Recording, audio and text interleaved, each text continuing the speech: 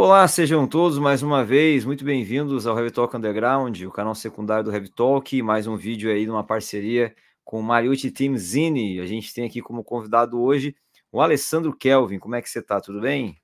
Tudo bem, cara? E você? Tudo bem aí? Tranquilo? Tudo bem, felizmente tudo certo. Conta um pouquinho da nossa história. Eu tô sabendo que você é de Bragança Paulista, terra do Bragantino, Red Bull Bragantino. E que você começou a tocar a bateria muito novo, inclusive com um instrumento meio improvisado, né? Que a vontade foi maior que a condição aí de querer batucar. Foi, cara, literalmente isso. Eu sou de Bragança Paulista, né? A famosa terra da linguiça, né? Eu sei que você não quis falar, mas é aqui. Muito boa, inclusive, recomendo. Cara, comecei muito cedo, né? Parcialmente aos 8 anos aí, quando eu conheci o instrumento através da minha mãe, né? Que me levou num show uma vez. Acompanhei um cara tocando lá e achei maravilhoso, né? Nunca tinha visto pessoalmente. Mas, infelizmente, a condição não era das melhores naquela época e ter aulas e ter um instrumento era uma coisa muito distante para a gente, né? Para mim, no caso. Então, eu, como sempre quis, né? Sempre gostei, eu inventei de pegar umas coisas que pareciam baquetas, né? Pente, escova de cabelo, né? Até escova de dente. E ficava batucando, acompanhando as músicas. Minha mãe sempre foi muito musical, sempre ouviu muito a música. E eu ficava brincando de acompanhar, né? Aos 13 anos, mais ou menos, assim, eu tava aquela indecisão entre o futebol e a bateria, mas já brincava de batera, né? Eu fazia baqueta, né, mano? Eu cortava um cabo de vassoura no meio, né? Cortava em dois e ficava raspando com a faca até ficar fina. E ficava ridículo, né? Porque era um bagulho muito ruim de segurar, né? Aí, cara, quando eu tinha 14 para 15 anos, eu comecei a trampar para dar uma força aqui em casa, né? E eu trabalhava numa. Eu comecei a tomar conta de uma lan house. Você tá ligado, né? Nessa época aí, lan houses eram uma febre. E eu fiquei lá para ganhar uma graninha, né? Para dar uma força. E eu conheci a internet, através daí eu conheci o metal, cara. E daí foi minha derrota, né? Porque daí eu não parei mais. Eu comecei a estudar de verdade. Comecei a estudar bateria de verdade, ouvindo músicas mais difíceis, com uma rotina de estudo e tal, mas tudo sozinho, cara. Nunca fiz aula de batera, nunca tive um professor, nunca sentei com alguém ali pro cara me recomendar. Então, tudo que eu fiz foi na raça mesmo. Aprendi pedal duplo tocando no chão, sem pedal. As técnicas que eu tenho de mão foram aprendidas também em cama, almofada, em chinelo, né? Eu virava o chinelo assim, ficava batendo o chinelo e tal. Então, desde então, eu crio a minha própria forma de estudo, né? Até hoje eu brinco de praticar dessa forma e tal. E estamos aí, com um pouquinho de trabalho, um pouquinho de história para contar. Desde 2009, na cena de São Paulo, né? Com bandas tributo, no Power Metal. E estamos aí, conquistando aos pouquinhos um espaço aí. E hoje você vive integralmente da bateria já? Integralmente da bateria desde 2000 e... Eu comecei a dar aula de bateria em 2013, cara. Foi quando eu entrei numa escola de música bem grande aqui, tô lá até hoje. E agora estou vivendo mais de bandas do que de escola, né? Uhum. Mas gosto muito de dar aula também, gosto muito de ensinar. Tenho alguns métodos lançados, tenho, assim, diversos alunos formados que passaram por mim, que é bem legal. Mas desde 2013 vivendo integralmente dos tambores. Boa. E como você falou aí, quando moleque você já se vislumbrava, né, um grande baterista um dia, e ao seu modo e progressivamente está realizando esse sonho.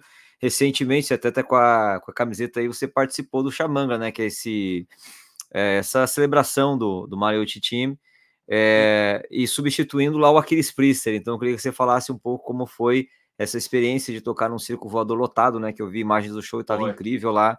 Como foi esse dia para você em comparação ao que você projetava ainda na infância? Quando a gente começa de uma forma mais difícil, né, cara? Como foi o meu caso, uma forma mais simples, né?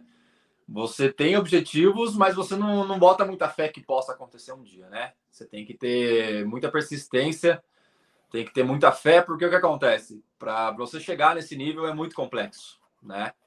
Quem vive de música no Brasil, quem toca metal no Brasil sabe que o bagulho não é simples, né? Não é brincadeira. Então, para mim, foi uma honra, cara. Tá sendo uma honra poder estar fazendo parte disso, porque o Aquiles, eu não nego para ninguém, ele foi minha maior referência e é minha maior referência na bateria até hoje, né? Quando eu conheci o metal, eu conheci ele, né? A minha primeira banda de metal foi o Angra. Foi na época que ele tava no Angra, né? Então, eu conheci ele, conheci o que ele fazia, conheci as músicas, conheci o estilo. Então, chegar num nível de confiança, de poder substituir o cara numa banda, é uma coisa muito grande, né? Uma responsabilidade muito grande. E eu nunca tinha tocado lá até então, né? Foi uma experiência maravilhosa, muita gente, fiz amigos, teve pessoas que se disseram fãs, né? Que já acompanhavam o meu trabalho. Foi uma coisa muito épica. Além do mais, eu sempre conto essa história para pessoas próximas, né? Poder compartilhar com você agora. O primeiro DVD de metal que eu assisti foi o Ritual Live, cara. Então, eu não conhecia nada visual de metal até o Ritual Live. Foi o primeiro DVD de metal que eu assisti na vida. Então, tá podendo tocar com os caras é uma honra imensurável. Assim, eu não consigo descrever, né, em palavras o que é dividir palco com esses caras, né? São duas lendas, né? E o show foi muito bom, cara. Foi tudo muito legal, deu tudo certo. Teve uma coisa ou outra aí de batera que, obviamente, a gente escapa, né? Não tem o que fazer. A gente nunca vai tocar 100% perfeito, né?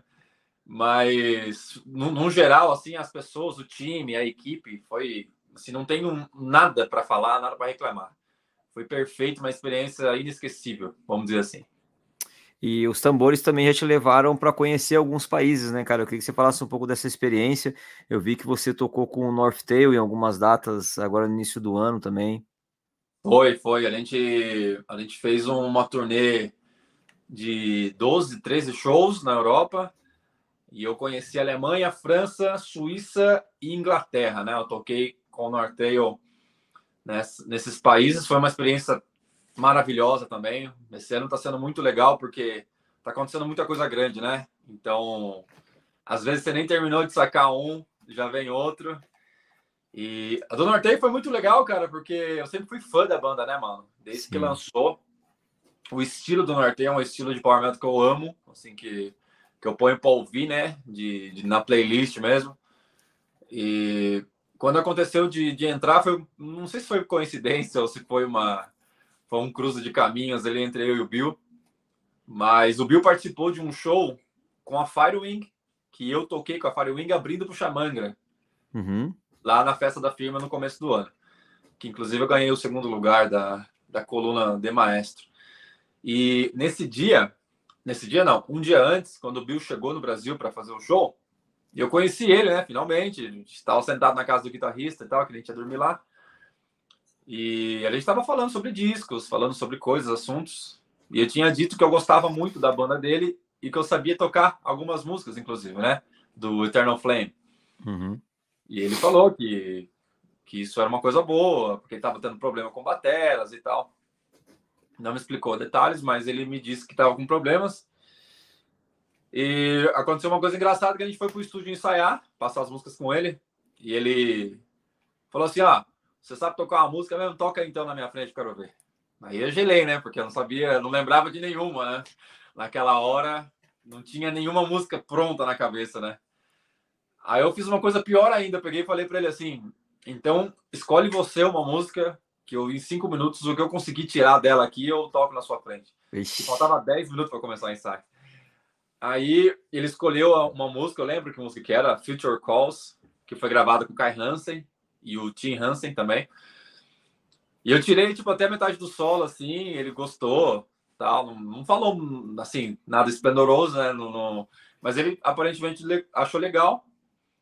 A gente fez o show no domingo, na segunda-feira ele me mandou mensagem perguntando se eu tinha interesse em fazer a turnê, me explicou as condições, me explicou o formato, falei, claro, quero muito fazer, né. Daí eu fiz um teste com a banda na mesma semana, acho que isso era numa terça, segunda ou terça, e ele me passou 8 músicas para tocar na sexta. Eu cheguei com o setlist pronto, passamos todas as músicas, ele gostou, entrei e fiz essa turnê que foi, para mim, pelo menos, foi maravilhosa, foi impecável, uma experiência que eu vou levar para a vida inteira. Bom demais. E deu tempo de turistar um pouco na Europa ou foi só trampo? Deu, cara, deu. A gente passeou um pouquinho. A Suíça, cara, foi um país maravilhoso, né? Impecável aquele país, parece de mentira, né? A gente sempre chegava muito cedo na casa, então às vezes a gente só tirava as coisas do trailer, né? Do ônibus e afins, pré-montava, tal, e depois a gente ficava dando rolê, né? Ficava dando volta. Eu e o vocalista, né? O Guilherme Rosa, a gente acabou que fazendo uma amizade grande nessa turnê. E os dois com vontade de dar rolê, então a gente conversava e saía dar um passeio ao redor, assim. Então deu para conhecer muita coisa lá. É muito louco, né? Que às vezes quando a gente atua em trabalhos assim, a gente consegue fazer viagens que se não fosse por causa da profissão, às vezes a oportunidade não viria, né? Ou demoraria Não, mais para vir, quem sabe. exato, cara. É tipo o Rio de Janeiro, né? Eu já fui no Rio 2 vezes para passear. Uma a trabalho, outra acabei que fui para trabalho e consegui passear. Mas dessa vez, por exemplo, eu não consegui fazer nada. Então a gente chegou, montou, tocou, foi pro hotel e no dia seguinte de manhã a gente foi embora. Então existe os dois lados, né? Mas na Europa deu para curtir bastante lá. Da hora. E falando de bandas agora sim que você é integrante, né? Queria falar um pouquinho do Perception, cara, que é um trabalho que foi lançado aí no ano passado, né? O álbum Art in Extreme Situations.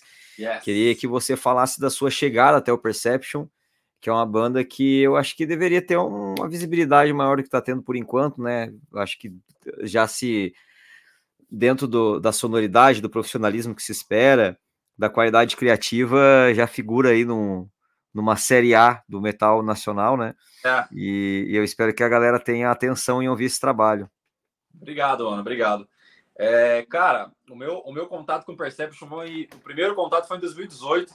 Também tem uma história muito engraçada sobre isso, porque eu fiz um teste para entrar na banda e não passei.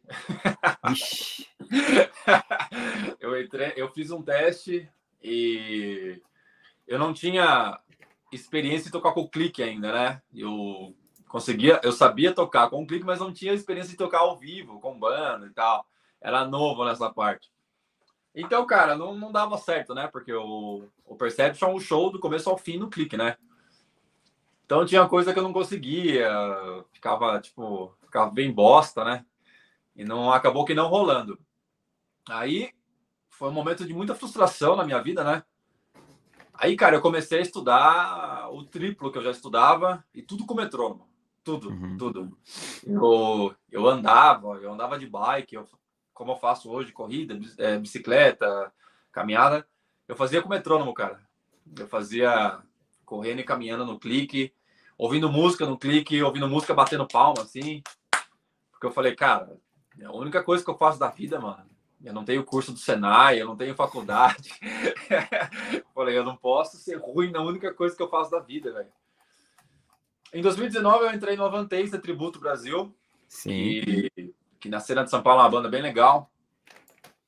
Tem bastante visibilidade, né? A galera gosta. Só que com o dobro de estudo, né? Eu tava, vamos dizer, um pouquinho melhor, né? E em um determinado show, o Avantasia ia vir, de verdade, o Avantasia ia vir pro Brasil e a gente tem o costume de fazer um esquenta um dia antes, né? Sempre que as bandas grandes vêm, você tá ligado disso. A banda Tributo Oficial faz um esquenta um dia antes e a gente fez isso. E o guitarrista do Perception foi lá e me viu tocando e falou assim, nossa, que foda, você tá tocando muito, não sei o quê, não sei o quê. Me elogiou, disse que a banda ainda estava sem bateria e perguntou se não tinha interesse em fazer um teste de novo. Falei, porra, claro, né? Perception é uma banda de coração, cara. E eu fiz, daí eu passei. Já sabia o clique, né? Daí já saiu o clique. Aí eu passei. Em 2020 veio a infeliz pandemia, cara. Mas foi um período, apesar de ser um período muito difícil, a gente compôs o disco aí, né?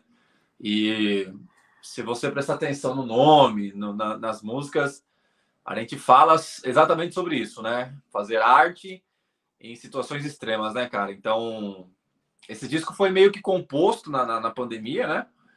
Então, todas as linhas de batera, as guitarras, essas coisas foram compostas com muito carinho, com muito tempo, né? E a gente estava passando por um período conturbado dentro da banda também nesse momento. Mas, assim, deu tudo certo, a gente gravou, é um baita disco, é um disco que eu particularmente gosto muito, tá no meu top 1 assim, de discos que eu gravei. E a banda tá aí, cara, mas obviamente é muito difícil, né, o cenário nacional. As pessoas fazem um pouco de força para ouvir coisas novas, né? Bandas novas e materiais de outras bandas que não sejam as mais famosas, né? Sim. Isso acaba complicando um pouco o espaço, mas a gente busca, né? Tá buscando bastante divulgação. Temos feito shows agora, esse ano parece que vamos fazer um pouco mais também. Eu toco as músicas do Perception nos meus workshops, em drum shows que eu passo aí pela região. Sempre tô tocando para divulgar também. Tá fazendo uma força. Boa, fica o convite aí para quem está assistindo que vá lá no Spotify ou na sua plataforma de streaming favorita ouvir esse álbum, porque ele é realmente bem legal.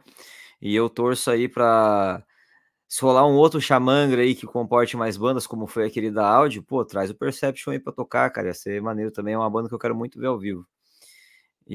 Mas é isso, Alessandro, obrigado aí pelo seu tempo. Se você quiser usar esse final e pedir pro pessoal te seguir em redes sociais ou mandar um recado, fica à vontade. Não, primeiramente agradecer você, mano. Obrigado aí pelo espaço. Imagina. Sou fã do seu trampo aqui também. Acompanho o seu canal há anos, né, velho? Obrigado. E bem legal o seu trabalho. Agradecer a Maria Titim também pela parceria, que a gente já tá nessa parceria desde o início, né? E agradecer a todo mundo que segue meu trabalho também, as pessoas que acompanham a minha carreira, a minha jornada. Tem meu Instagram, meu Facebook, minhas redes sociais aí, Alessandro Kelvin, é só pesquisar lá que aparece. Acompanhe o canal do Moita também, se inscrevam no canal aqui, dê uma força pro cara, porque não é fácil fazer trabalho em prol do metal nacional. E a gente depende de vocês, né, das pessoas que acompanham. Então, fica aqui a minha gratidão, o meu muito obrigado ao espaço, por poder falar da minha história, da minha carreira. Espero poder voltar. E a gente vai junto nessa aí. Obrigado, mano. Tamo junto. Valeu. E você que está assistindo, ó, já garanta o seu exemplar do Mariucci Tinzini. Tem versão digital, tem versão física. Tem o link aí embaixo para você saber como é que funciona. Lá você vai ler mais sobre Alessandro Kelvin, sobre o Perception e sobre muitas outras bandas brasileiras também. E escute Perception, apoie o Xamanga quando estiver na sua cidade, já compra o ingresso, né? Porque é muito maneiro esse evento. Se inscreva aqui no canal, nós nos vemos numa próxima e tchau, meus amigos. Falou! Falou!